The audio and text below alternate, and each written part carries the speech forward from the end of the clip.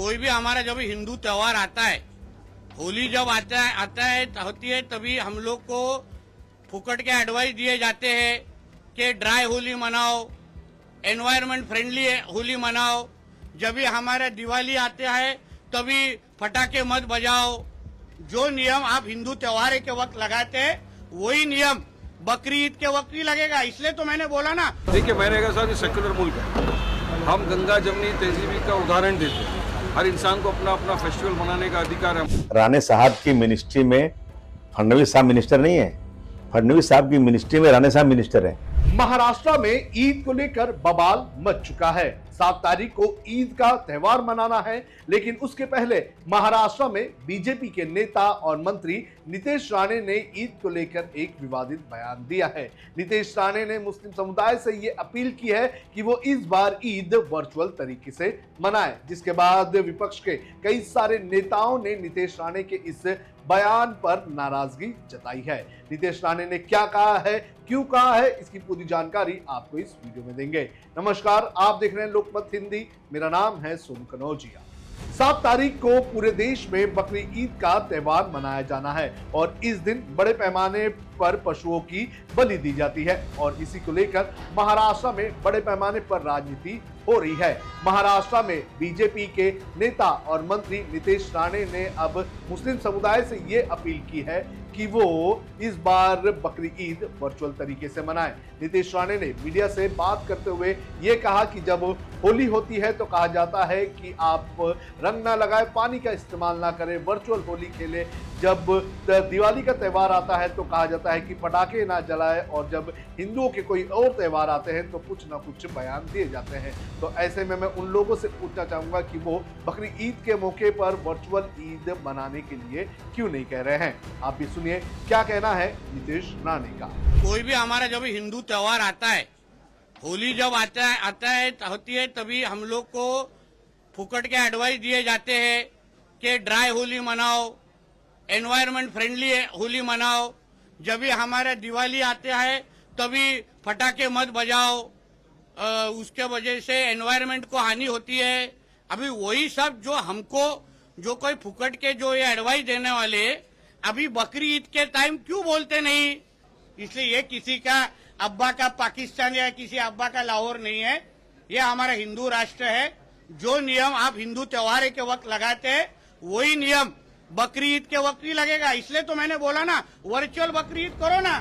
नीतीश राणे के इस बयान को लेकर एनसीपी शरद पवार के नेता जितेंद्र आव्हाड ने पलटवार किया है। उन्होंने कहा है कि महाराष्ट्र के नेता अब ज्यादा ही टेक्निकली एडवांस हो रहे हैं। उन्होंने ये कहा कि एक दिन वर्चुअल खाना भी खाना पड़ेगा।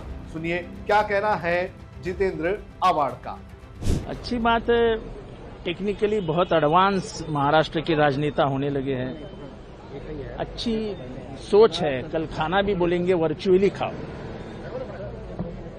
जमाना आ गया है, उनको जो कहेंगे वो बोलते थे ना एक जमाने में, ना खाता ना वही, ये कहेंगे वही सही। तो खाना भी वर्चुअल खाने की तैयारी कर लो। वहीं इस त्योहार को देखते हुए महाराष्ट्र में एआईएमआईएम के नेता वारिस पठान ने महाराष्ट्र के मुख्यमंत्री देवेंद्र फडणवीस से भी मुलाकात की है। उन्होंने इस मुलाकात के बाद कहा है कि फडणवीस ने ये हमें आश्वासन दिया है कि नियम के अनुसार बकरी ईद का त्योहार मनाया जाएगा और जो भी नियम का पालन नहीं करेगा उसके ऊपर एक्शन लिया जाएगा। बात सुनिए क्या कहना है एआईएमआईएम का। कि आप 3 तारीख से 8 तारीख तक जो है वो बकरा ना बेच सकते हैं ना खरीद सकते हैं, तो उसमें काफ़ी अफरा तफरी मच गई। तो साहब ने कहा कि नहीं, वो तो सर्कुलर फौरन वापस ले लिया गया। बकरा खरीद सकते हैं, बकरा बेच सकते हैं, और हर चीज़ के लिए महाराष्ट्र सरकार का और देवेंद्र फडणवीस जी का आभार मानते हैं। उन्होंने हमको कहा है कि आश्वासन दिया है, आप बिल्कुल सब लोगों आराम से आसानी के साथ ईद बनाइए, गाइडलाइंस फॉलो कर कानून कायदे का पालन करते हुए सब ईद मनाइए। देखिए, मैंने कहा साहब ये सेक्युलर मुल्क है। हम गंगा जमनी तहजीबी का उदाहरण देते हैं। हर इंसान को अपना अपना फेस्टिवल मनाने का अधिकार है। हमारे हिंदू भाई, क्रिश्चियन भाई, सिख भाई, मुसलमान भाई सब मिलजुल के बनाते हैं। मगर कुछ लोग इस वक्त नफरत फैलाने का काम कर रहे हैं, ऐसे लोगों को रोका जाए। मगर महाराष्ट्र सरकार का हम आभार मानते हैं, उन्होंने हमारे को सुना और कहा कि नहीं, बिल्कुल कायदे कानून का पालन करते हुए सब। वहीं इस पूरे मामले पर समाजवादी पार्टी के महाराष्ट्र के नेता अबू आजमी का भी बयान सामने आया है। अबू आजमी ने यह कहा कि नीतीश राणे नफरत फैलाने का काम करते हैं और उन्होंने ये भी कहा कि महाराष्ट्र के मुख्यमंत्री देवेंद्र फडणवीस है, ना कि नीतीश राणे। और उन्होंने देवेंद्र फडणवीस से ये रिक्वेस्ट की है कि वो नीतीश राणे पर लगाम लगाने का काम करें। आप भी सुनिए क्या कहना है अबू असीम आजमी का। भाई जब उनके बड़े हैं, जो मुख्यमंत्री हैं, राणे साहब की मिनिस्ट्री में फडणवीस साहब मिनिस्टर नहीं है, फडणवीस साहब की मिनिस्ट्री में राणे साहब मिनिस्टर हैं। जब फडणवीस साहब से बात हुई है और जो देश का कानून है, जिस तरह से हर साल कुर्बानी होती है, बहुत ही अच्छे माहौल में बातचीत हुई है और जो भी कानूनी तरीके से लॉ एंड ऑर्डर मेंटेन करते हुए कुर्बानी जैसी होना चाहिए वैसी कुर्बानी का उन्होंने हुक्म दिया है। फिर ये बीच में छोटे भैया लोग जो बोलते हैं, इनकी जबान को मुख्यमंत्री को बंद करा देना चाहिए। आपको लगता है जिस तरह से राणे बयान दे रहे उसके बाद कहीं कि हिंदू मुस्लिम में टेंशन क्रिएट होने का प्रयास होता है, तो ऐसे में क्या मुख्यमंत्री ने कोई आश्वासन दिया है कि लगाम लगाएं, कुछ ये करेंगे? नहीं, मैंने उनसे कहा कि उनको मना कीजिए। उन्होंने गर्दन हिलाई और मैंने देखा कि जो माइनॉरिटी कमीशन के चेयरमैन है, उन्होंने भी कहा है कि मैं उनको नोटिस भेज रहा हूँ। वो हिंदू मुस्लिम को आपस में लड़ा रहे हैं और माहौल खराब कर रहे हैं, लॉ एंड ऑर्डर खराब हो रहा है, मुख्यमंत्री की इमेज को भी खराब कर रहे हैं।